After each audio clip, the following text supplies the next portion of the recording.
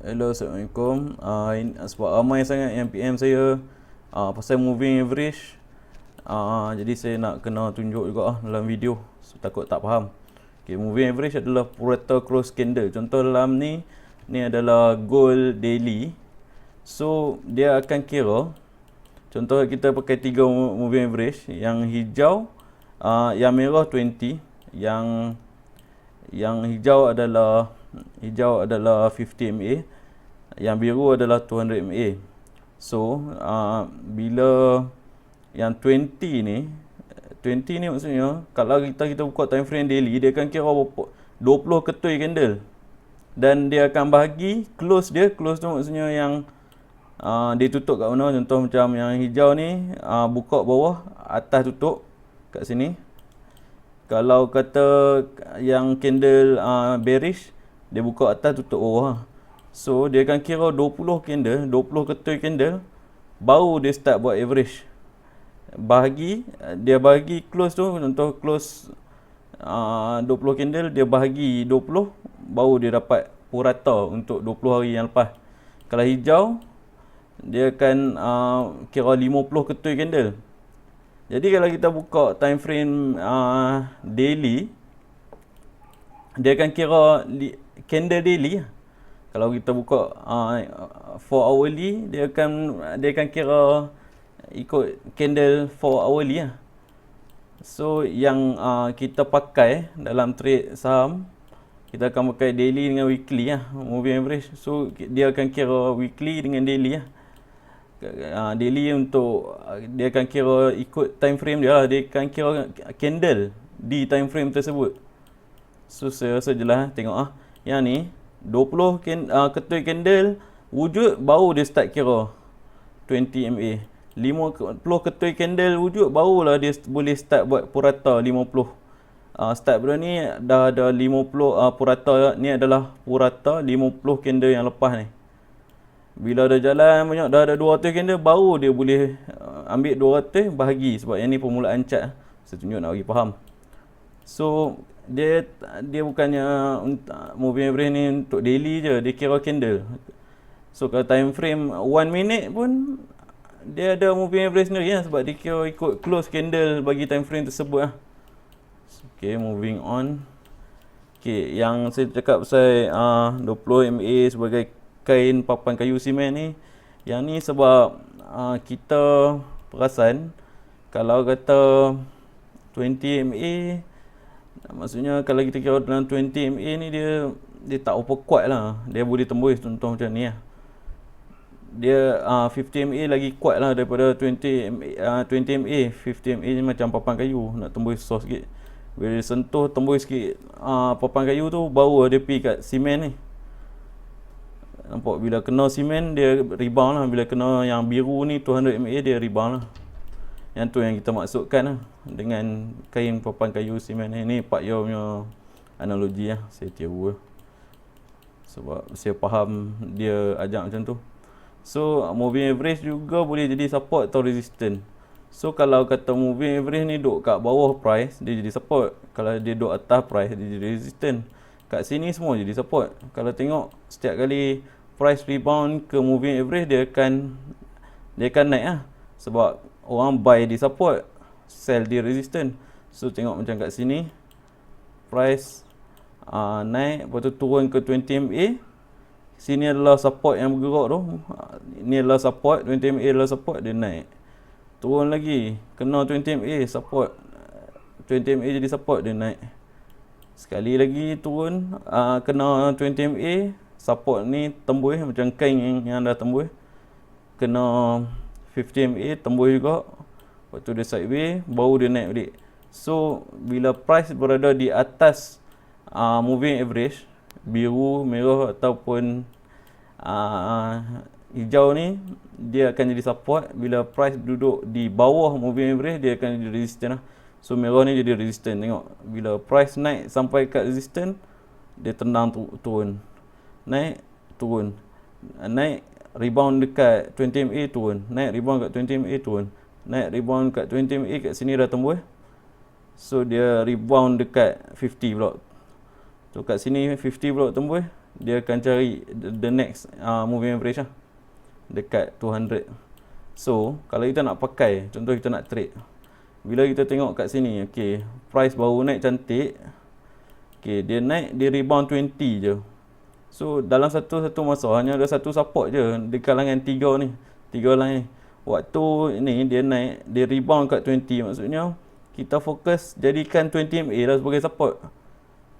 Bila dia dah tembus dah 20 MA, 50 MA kan jadi support. Bila 50 MA tembus dah 200 MA jadi support. Ni support daripada 200 MA lah ni. Walaupun tak kena, dia hampir kena, dia buat hammer, dia naik lah. So macam ni lah. Kat sini 20 MA dah tak jadi support lah bila dia tembus barai macam ni. Kat sini price naik, turun, tembus 20 MA, rebound di 50 MA. So kat sini walaupun kita ada 3 moving average, kita pakai satu lah. Kat sini support dia adalah di 50 MA. Kat sini price turun, tembus 20, tembus 50, rebound di 200 MA. So kat sini support dia bukanlah 20 ataupun 50, sebab dua tu dah hancur lah, dah berderai ditembusi price. So kat sini supportnya adalah di 200 MA. Okay, boleh faham ke? Sama juga lah macam ni. Dalam satu masa hanya ada satu saja support ataupun resistance. Okay, ni price naik, dia rebound 20 MA ni, dia naik, tak sentuh pun, daripada jauh pun dah naik. Lepas tu yang ni rebound, tembus sikit, naik balik. So kat sini stay respect je lah, sebab tak tembus, hanya ada retracement dalam 20 MA. Kat sini dia tembus 20, tembus 50, naik support dekat 200 MA. Kena 200 MA baru dia naik. So macam tu lah. Dia dalam satu masa jangan keliru, hanya ada satu je moving average yang berjalan lah, yang kita akan pakai lah. Kalau kita nak pakai tiga-tiga, mampu lah. Macam mana kita nak letak stop loss? Kata kita buy kat sini, sebab rebound 20, takkan stop loss nak letak bawah ni. Lepas tu nak TP sini, reward ratio dia tak balance lah, sebab terlalu banyak stop loss lah. Satu masa hanya ada satu support ataupun resistance, walaupun kita pakai 3 moving average. So kalau kita masuk rebound 50 MA kat sini, kita punya stop loss akan jadi bawah 50 MA lah. Kita takkan tunggu sampai letak stop loss sampai bawah, dekat bawah 200 MA, sebab kita pakai support dia dekat sini. Okay, dan satu masa hanya ada satu je moving average yang kita pakai sebagai support ataupun resistance. Sama juga macam kat sini, price naik, kat sini dia tembus, price turun, kat sini dia tembus 20 MA, maksudnya 20 MA bukan lagi resistant. Bila dia sampai ke 50 MA, kita zoom sikit lah. Bila dia sampai ke 50 MA, dia rebound. So kat sini adalah rebound 50. So kita hanya next time kita nak sell, kita dah tak layan lah 20 MA, kita layan 50 je, sebab kita takut 20 MA dah barai, dah pecah, ditembusi price. Kita takut 20 MA dah tak kuat, kita hanya layan 50 MA. So macam kat sini, bila dekat dengan 50 MA, kita akan sell. Kita dah tak mau kira dah 20 dia, sebab dia dah rabak teruk lah. Macam kat sini, price tembus 50 MA. So 50 dengan 20 pun kita tak pakai lah. Bila price dekat dengan 200 MA baru kita sell. Macam tu. Satu masa hanya ada satu saja yang terpakai. Jadi jangan keliru lah. Jangan ingat, oh ni support ada 3. Bukan macam tu lah. Okay.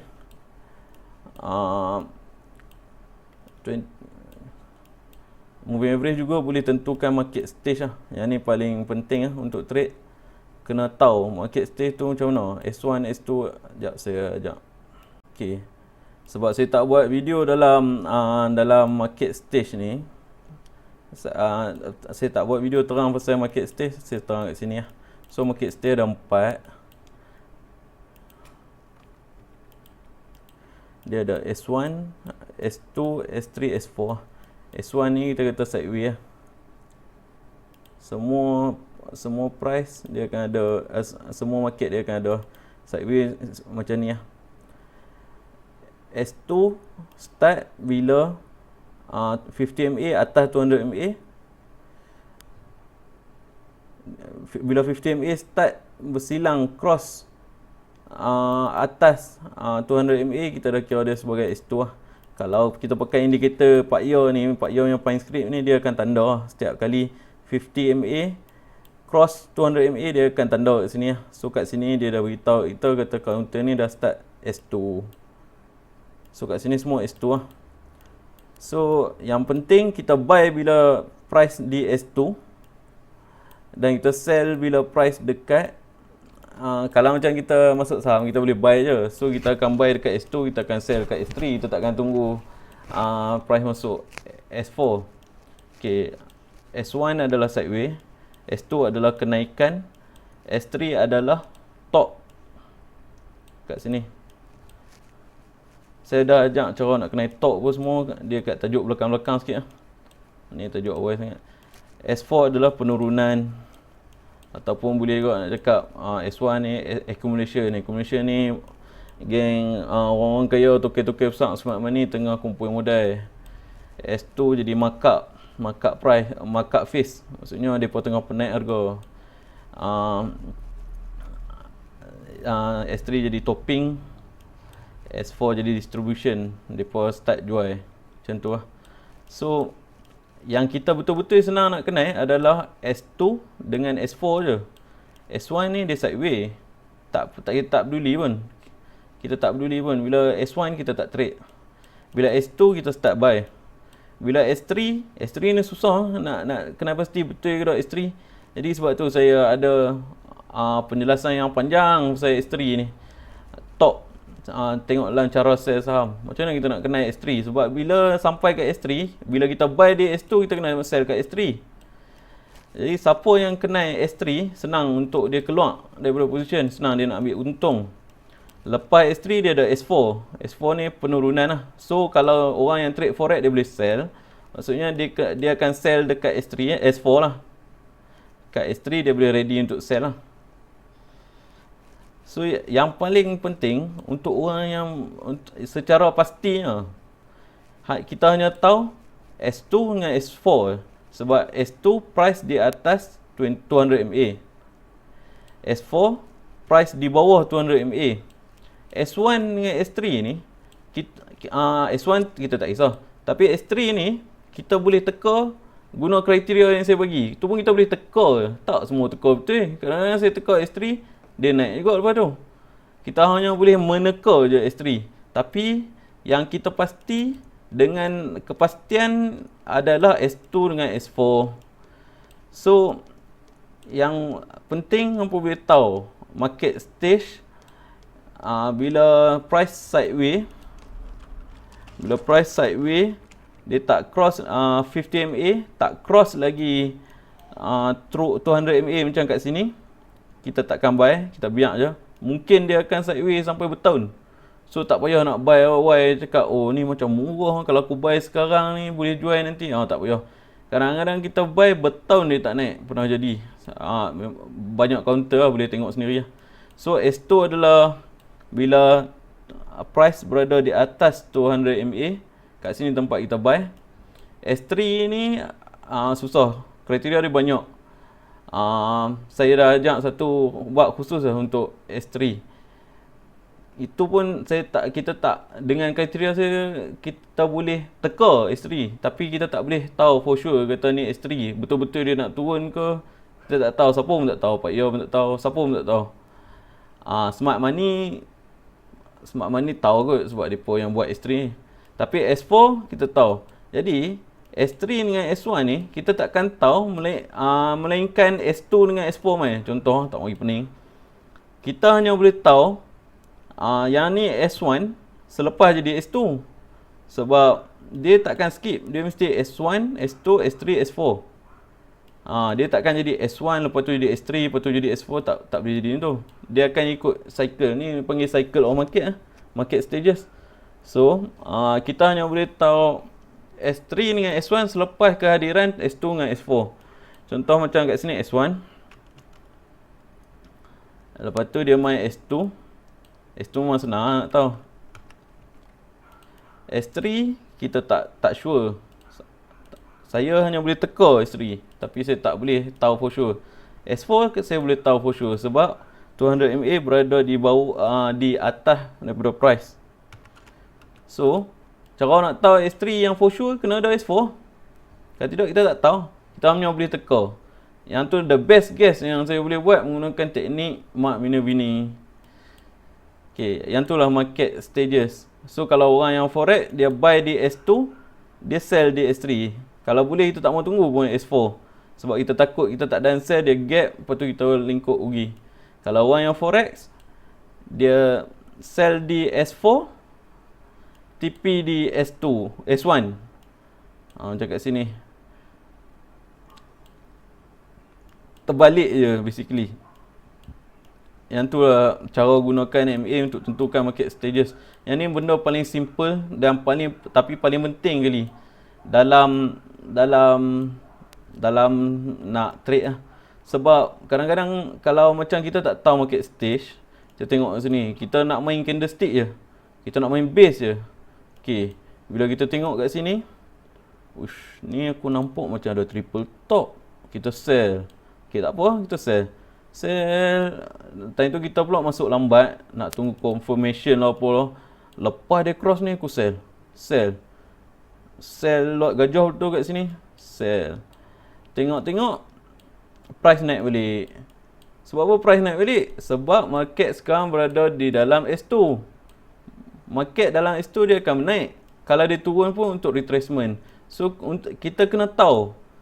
Kalau kata kita tak tahu stage of market, kita tak boleh nak trade terus.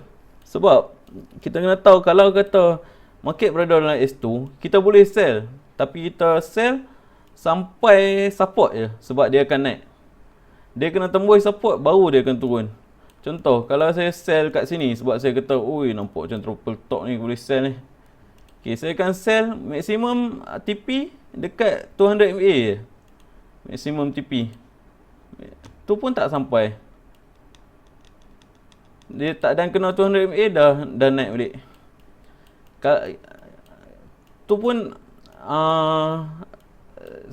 itulah point dia. Kalau kita melawan arus, kita kena TP cepat. Macam mana kita nak tahu kita melawan arus ke tak? Kena tahu direction, kena tahu arah. Macam mana nak tahu arah? Kena tahu market stages. Di dalam S2 semua naik. Di dalam S4 semua turun. Contoh, kalau saya trade forex. Okey. Nak senang kan trade forex kan. Macam saya pernah tunjuk dalam teknik abang jaga tu. Kita tengok bila price, okey ni permulaan S4 lah ni. Bila price rebound ke 20, kat sini dia tembus. Bila dia rebound di 50, dia turun. Lepas tu kat sini dia rebound kat 20, dia turun. Dia rebound kat 20, dia turun. Dia kat sini 20 MA dah gagal. Dia rebound kat 50, dia turun. Jadi kat sini bila dekat S4, kita dah nampak lah, kita akan fokus untuk sell je lah. Tak ada lah kita nak buy. Sebab kalau kita buy, kita tak boleh hold lama. S4 hanya untuk sell, S2 hanya untuk buy. Tak payah pening lah. So tak ada istilah macam nak lawan arus ke. Kita trade with the trend. Macam nak tahu trend, kena tahu moving average. Kalau kata main nak lukis apa, nak lukis line je, jadi lagi pening. Sebab contoh, kalau saya nak lukis trend je, saya tak tahu moving average apa semua. Okey, saya nak lukis trend line. Saya nak tarik ni sampai sini. Okey. Bila saya tarik kat sini, dia dah break kat sini. Uish, ni boleh sell lah.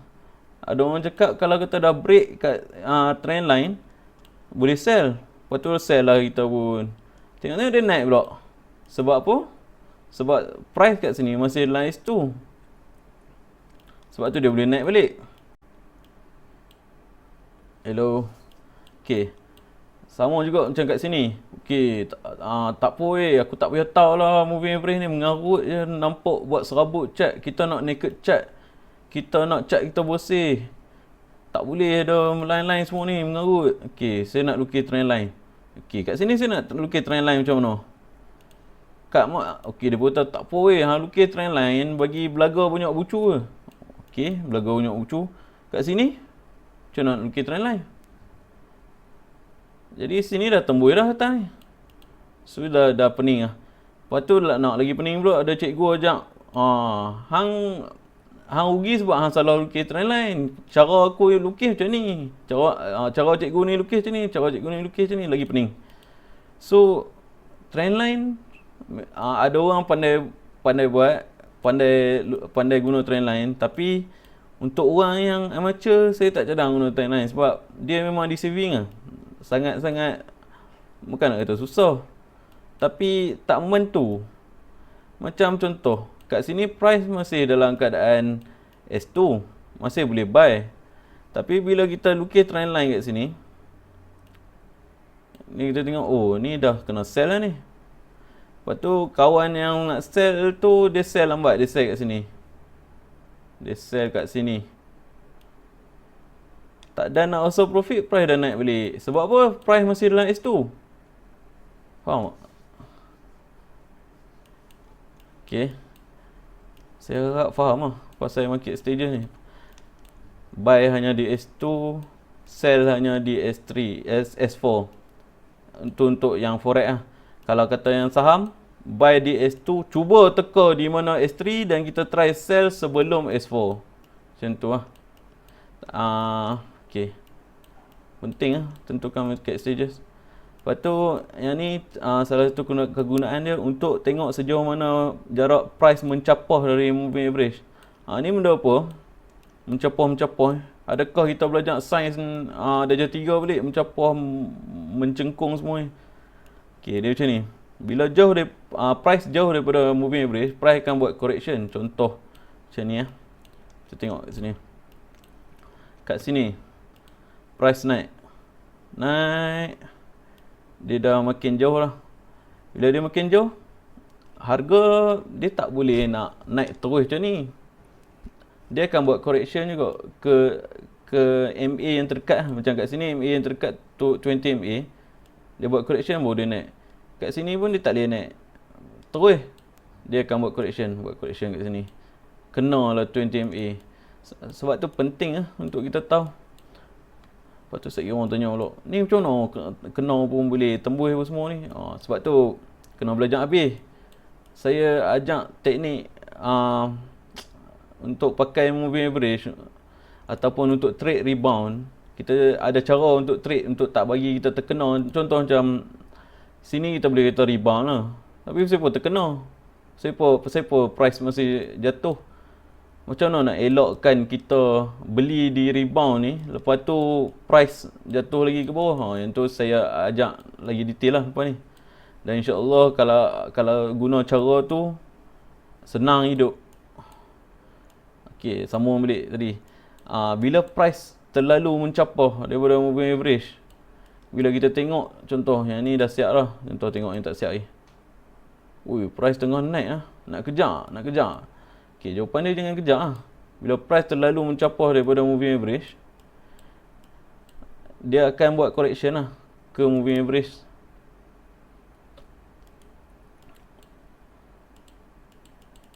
Dia akan buat correction. Buat correction lah. Tengok. Yang ni dia tembus dah 20 MA. Nampak tembus pula 50 MA. Dia akan terus cari next MA lah. Okay. Pak Yamia rule, jangan beli counter yang berada di bawah 50 dengan 20. Hanya beli counter bila price sudah berada 2 minggu atas daripada 50 MA. Tu antara cara kita tak mau pergi terciduk lah. Kalau kita beli rebound, kita beli guna setup rebound. Okay, ada pergi yang misal. Okay.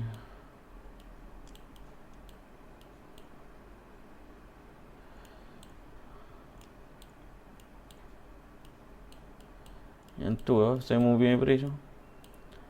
Moving average juga membantu. Satu lagi. Macam mana kita nak tahu strong ke tak counter tu? Kita dapat tahu daripada moving average lah. Contoh kat sini Dia punya moving average dia, okey, kita tumpu dekat, saya buang semua ni dulu. Okey, saya tumpu kat sini bagi senang faham lah. Okey, untuk tahu kata sekarang ni strong uptrend, yang trade forex nak boleh terbalik balik lah apa yang saya cakap ni. Kalau untuk downtrend, okey, macam mana kita nak tahu tu trend sekarang memang betul-betul uptrend yang kuat? Jawapan dia, moving average semua menunjuk ke atas. Price menunjuk ke atas, moving average menunjuk ke atas. Merah atas, hijau atas, biru pun atas. Jadi bila price ketiga-tiga moving average menunjuk ke atas, maksudnya kita buy, kalau kita buy dalam keadaan selamat. Bagaimana pula kalau kata moving average biru tunjuk atas, 200 MA yang long term yang ni tunjuk atas, tapi 20 dengan 50 tunjuk ke bawah. Ini maksudnya dia akan buat correction lah. Dan tak selamat lah kalau kita buy tu, sebab kita tak tahu dia nak buat correction sampai mana. Sebab tu saya cakap untuk yang trade, kalau boleh cari, sebelum nak trade kita cari counter yang ketiga-tiga moving average menunjuk ke atas, barulah ada strong uptrend. Contoh kalau kata kat sini, kita masuk, kata kita buy di sini sebab buy rebound 20, tiga-tiga strong uptrend menunjuk ke atas, sempat ke profit kat sini. Buy kat sini, sell kat sini. Sell bila automatic sell, okey, kalau kata setup 20 MA rebound, bila dia jatuh, price jatuh bawah 20 MA, automatic sell. Kalau kata kita masuk rebound 50 MA, bila price dan 20 MA berada di bawah 50 MA, automatic sell. Macam kat sini ya. Kat sini price dengan 20 MA berada di bawah 50 MA. Maksudnya price dengan merah duduk bawah hijau, automatic sell. Sebab kita tahu trend dah tak kuat untuk naik, kita sell dulu. Kalau kata kita boleh buy kat sini, kita sell kat sini, dah dapat untung berapa persen? 6%. 6% lah, yang ni saya ambil goal. So kalau nak buy, make sure tiga-tiga moving average ni menunjuk ke atas. Sebab kalau contoh salah satu ataupun dua 20 dengan 50 menunjuk ke bawah, downtrend, maksudnya correction akan bound to happen lah. Contoh macam ni lah, 200 MA tunjuk ke atas, 50 tunjuk ke atas, tiba-tiba 20 MA sideway, dia buat correction, betul baru dia naik. So kat sini kuat lah, strong uptrend lah. Sebab 20 ke atas, 50 ke atas, 200 pun ke atas. Sama juga kalau kata trade forex lah, cari yang downtrend, macam ni. Nak sell pun cari yang tiga-tiga tunjuk bawah, maksudnya dia strong downtrend lah. Kalau kata 200 MA je ke bawah, tapi dua lagi dah naik-naik atas, maksudnya dia rebound lah. Dan setiap rebound adalah permulaan kepada downtrend ataupun uptrend. Yang tu kena ingat. Kita kalau boleh nak, kita bukan nak betul-betul akang, kita bukan nak betul-betul pucuk, tapi kita nak beli dari sini ke sini je. Yang tu yang kita nak pun. Nak untung banyak ni je. Okay. Kalau tak faham lagi, tanya lagi. Saya akan buat video baru. Terima kasih.